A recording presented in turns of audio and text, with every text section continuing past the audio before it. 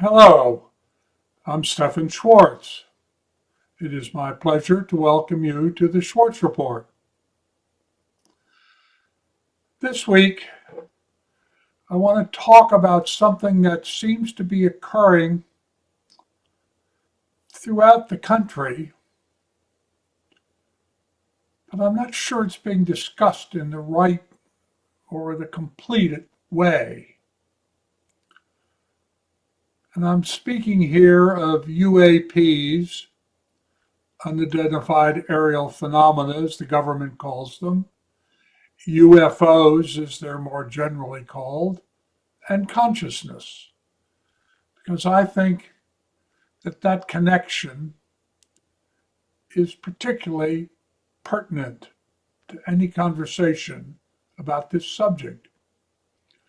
And I've been struck by the fact that I belong to 3 scientific discussion groups, international discussion groups, several hundred scientists, and they are increasingly focused on this issue. And I see in the media hundreds of reports of people seeing what they think are UAPs. I don't want to get into the argument about whether every observation is or isn't a UAP. The point I'm trying to get across here is that there is an increasing interest in this subject. And I think there's a reason for that, because I think there is more occurrence of UAPs being observed. Now, there's nothing new about this. I mean, consider these 10,000-year-old cave drawings in Chandel, India, which some believe are pictures of aliens. Here's another example. These are ancient rock carvings from Gal Camonica, Italy. And people think that this is an alien because it seems to have a space helmet, some sort of spacesuit on. Now, I don't know whether that's true or not, but I do know that when you go through the historical documentation, what you do find is a lot of references that many people believe have to do with aliens. Now, for me, this subject really began when I was a little boy, because it caught my mother's attention and she talked about it. And that was the supposed spacecraft crash on 8 July in 1947. And here's a page of the original FBI report. You can still see the redaction. It's been declassified. Most of this stuff was classified really until Jimmy Carter began to declassify it, because he was very interested in the subject. But what got me turned on to it, as I said, my mother got interested in the Roswell thing, and somewhere along the way she met a man named Donald Kehoe, who was a retired major from the military, the U.S. Marine Corps. He was a naval aviator and an author. And he wrote a book about his views and the evidence that he saw for flying saucers. And there have been lots and lots of books since then. If you do a Google, or you go to Amazon and do a Google on UAPs or UFOs, you'll find there's all kinds of books about this. But what they don't talk about generally is what I think may be really going on, and why I think at the moment this is something that is important to pay attention to. Now, Kehoe got me interested in it, and that I was just a teenager, and I began to read about this subject, and I've been doing it ever since. So that's, I don't know, 60 years, 70 years. Anyhow, there were back in the 1970s, I met a man named Arthur Koestler. He was a well-known author. He was an Austro-Hungarian who had moved to England. We met through a mutual friend. We went out to dinner one night, and for some reason, there had been a report about UAPs, and we got to talking about it. And I said, "What do you think?" And he said, "Well, what I think is that about 40,000 years ago, 40,000 years ago, aliens genetically manipulated us, causing the high brain, the midbrain, and the reptilian brain to coordinate better. But they didn't do it totally as well as they, I think, planned. And that developed into Homo sapiens." Now, I don't know if that is correct. He wrote it up in a book called Janus a few years later. But I stayed with that idea that they had done some kind of genetic manipulation that had caused us as humans to develop in a certain way. And I was very struck a few years later, well, maybe a decade later, when I met and became friends with John Mack, MD, Harvard psychiatrist, professor, Pulitzer Prize winner.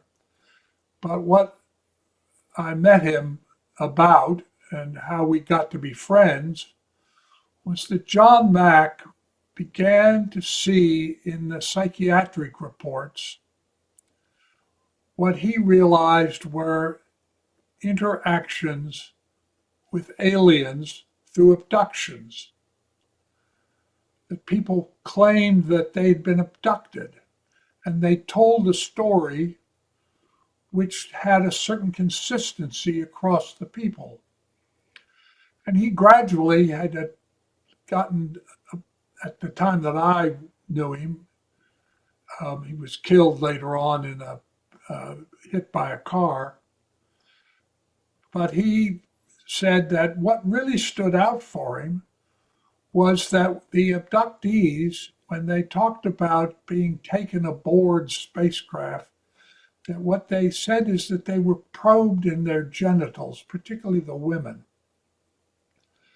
And he wondered, as Arthur Koestler had wondered, and that I had begun to think about seriously, whether in fact what was going on was some form of genetic manipulation. Because it wouldn't take that many people. I mean, if you think about it, he had 100 cases that he thought represented this, maybe a few more.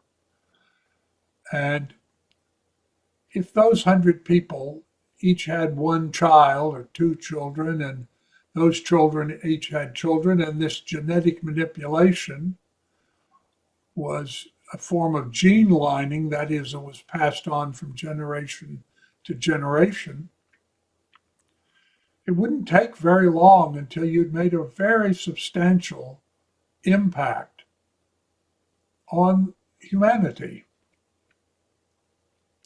The point that Arthur Koestler had tried to make with me. Now, when you look at the CRISPR technologies that are emerging about genetic manipulation, you realize that could be possible. But what I really want to focus on today in this week's podcast is why there are A, so many accounts emerging, and B, why some quite prominent and educated experts on subjects like this believe that might be happening. So I want to tell you what I think is happening. I think what is happening is that we are being observed. I don't know that we're being observed just by one species of alien. I don't know why people seem to think they're sort of the same. I don't know that that's true. And in fact, I doubt that it would be true. But what I do see is that all of these accounts that people describe about interactions with aliens or with seeing images in the sky about aliens, particularly the military people who understand when they're looking at something in the sky, they get an idea as to whether it's some sort of opposition aircraft or something, or whether it's something they've never seen before. And there are a lot of these military reports. So why is this happening?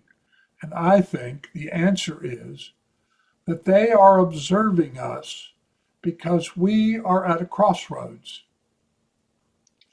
If you think about it, every culture on any planet that developed technology would get to a point where its technology could either destroy it or make it prosperous and in well-being. And we're at that crossroads. We're facing climate change.